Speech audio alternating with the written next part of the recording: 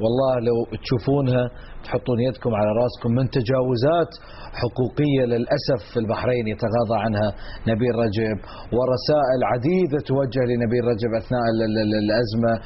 هذه أيضا بعض الرسائل اللي كانت من الدكتور نبيل الأنصاري إلى نبيل رجب، اللي لم يلتفت على الإطلاق لهذه الرسائل اللي فيها انتهاك صارم لحقوق الإنسان. يعني دكتور إذا تبين لنا بس بعض التوضيح بالنسبة لهذه الرسائل وأهم ما تحمل هذه الرسائل دكتور. رسالة كانت عن شو اسمه، عن واحدة عن مسرحية غاز الأعصاب واللي صار فيها وتشويه سمعة البحرين وتعريض، يعني بصورة عامة تعريض المتظاهرين نفسهم لأخطار يعني انتهاك بحقوقهم نفسهم المتظاهرين عن طريق يعني إعطاهم أدوية سامة.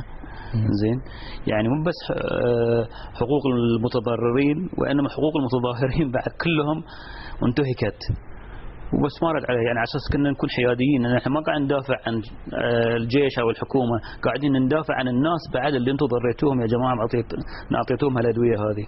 ما رد على هالشيء، ما رد على الاطلاق. اي الشيء الثاني عن السلمانيه وانتهاك، يعني هو كان دائما يصر على حسب ما اعرف عن يعني العماله الاجنبيه وشلون مظلومين هم وحقوقهم وواجباتنا تجاههم، شيء من هالنوع في السابق.